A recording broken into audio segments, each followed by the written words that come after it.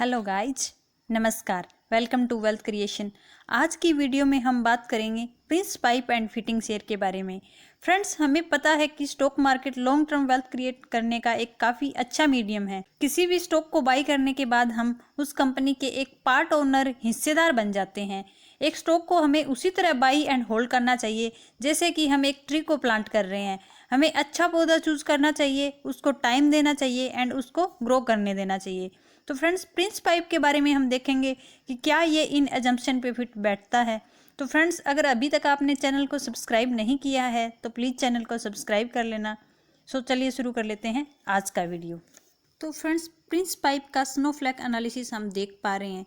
तो इसमें past and fundamentals काफ़ी कन्विंसिंग दिखाई दे रहे हैं एंड डिटेल में इसको हम देख लेते हैं। फ्रेंड्स, हम देखेंगे कि कंपनी ने पास्ट में क्या ग्रोथ दिखाई है एंड फ्यूचर के इसके क्या फोरकास्ट है। कि अगर पास्ट अर्निंग ग्रोथ एनालिसिस देखें तो इंडस्ट्री ने जहां 8.8% की प्रॉफिट ग्रोथ दिखाई है, वहीं कंपनी ने लगभग 26% के आसपास प्रॉफिट ग्रोथ दिखाया है। तो फ्रेंड्स, एक अच्छा ट्री वही स्टॉक साबित होगा जो लॉन्ग टर्म में 15 से 20 के बीच में अर्निंग ग्रोथ दिखाए एंड प्रिंस पाइप की जो अर्निंग ग्रोथ है वो काफ़ी अच्छी रही है। अगर लास्ट 1 ईयर की अर्निंग ग्रोथ देखें तो 134% के आसपास अर्निंग ग्रोथ इसमें शो हो रही है। बट फ्रेंड्स, हमें पता है कि 1 ईयर में जो इतनी ग्रोथ शो कर रहा है वो इसका लो बेस इफेक्ट है, क्योंकि कोविड की वजह से पूरी मार्केट की अर्निंग ही डाउन चली गई थी। बट इंडस्ट्री से इसने काफ़ी अच्छा परफॉर्म किया है। इंडस्ट्री ने जहां 113% की अर्निंग ग्रोथ दिखाई है, वहीं स्टॉक ने काफ़ी अच्छी 134% की ग्रोथ दिखाई है। फ्रेंड्स, इसका रिटर्न ऑन कैपिटल एम्प्लॉयड देखें तो लगभग लास्ट ईयर में 28% का रिटर्न ऑन कैपिटल एम्प्लॉयड है। यानी कंपनी की जो टोटल इक्विटी है एंड जो डेट लिया हुआ है कंपनी ने, उस पर total return on capital equity है वो 28% के आसपास है। रिटर्न ऑन इक्विटी देखें तो यानी शेयर होल्डर का जो पैसा है उस पर लगभग 21% के आसपास रिटर्न ऑन इक्विटी जनरेट किया है। फ्रेंड्स, रिटर्न ऑन इक्विटी वो है जो शेयर होल्डर के पैसे पे कंपनी कमा रही है, बट हमें ये नहीं समझ लेना चाहिए कि इतना रिटर्न हमें मिलेगा, क्योंकि इसका जो सबसे बड़ा फैक्टर है वो पीई का रहता है।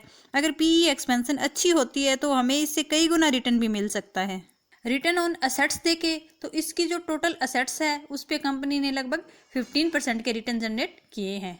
डिविडेंड देखें तो कंपनी 0.5% का डिविडेंड दे रही है।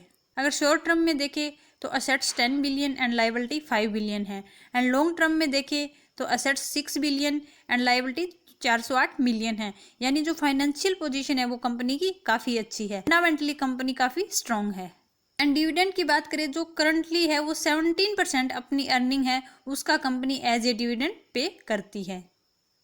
एंड अगर फ्यूचर की पे आउट की बात करें तो इसकी जो अर्निंग है वो बढ़ेगी एंड कंपनी 21% के आसपास 2024 में डिविडेंड पे आउट करेगी।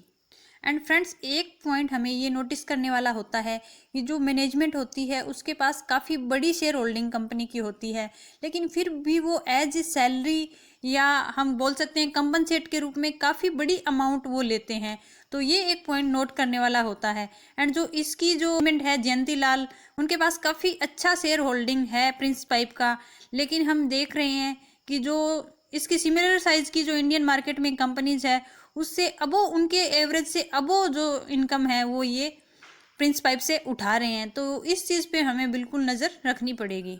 एंड फ्रेंड्स, अब हम इस ग्राफ से earning and revenue growth forecast यानी फ्यूचर में जो अर्निंग एंड रिवेन्यू ग्रोथ रहने वाली है उसको समझने की कोशिश करते हैं।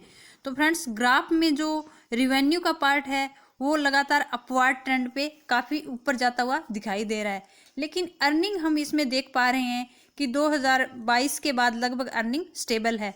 तो फ्रेंड्स, अगर अर्निंग ऐसे ही स्टेबल रही तो हम ज़्यादा रिटर्न तो इससे एक्सपेक्ट नहीं कर पाएंगे। हम एनालिस्ट्स के हिसाब से जो इसकी फ्यूचर ग्रोथ फोरकास्ट है वो देखते हैं तो इंडस्ट्री से जहां 22.5% के लगभग फ्यूचर ग्रोथ एक्सपेक्टेड है, वहीं कंपनी से जो अर्निंग की ग्रोथ है वो केवल 12% ही एक्सपेक्टेड है। यानी इंडस्ट्री से लगभग 50% कम की जो अर्निंग ग्रोथ एनालिस्ट है वो इससे एक्सपेक्ट कर रहे हैं। तो हमें ये चीज़ बिल्कुल ध्यान में रखनी पड़ेगी।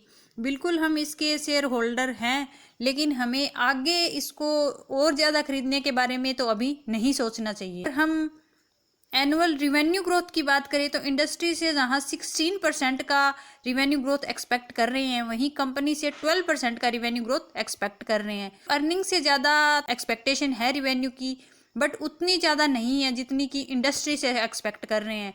तो प्रिंस पाइप का जो फ्यूचर फोरकास्ट है वो अभी हमें इतना अच्छा नहीं नज़र आ रहा, बट हाँ जैसे ही इसके क्वार्टर के रिजल्ट आएंगे, अगर अर्निंग में इम्प्रूवमेंट आती है तो बिल्कुल हम इस पे बेट करने के बारे में सोच सकते हैं, लेकिन फ़िलहाल हमें इस कंपनी को होल्ड पे ही रखना चाहिए।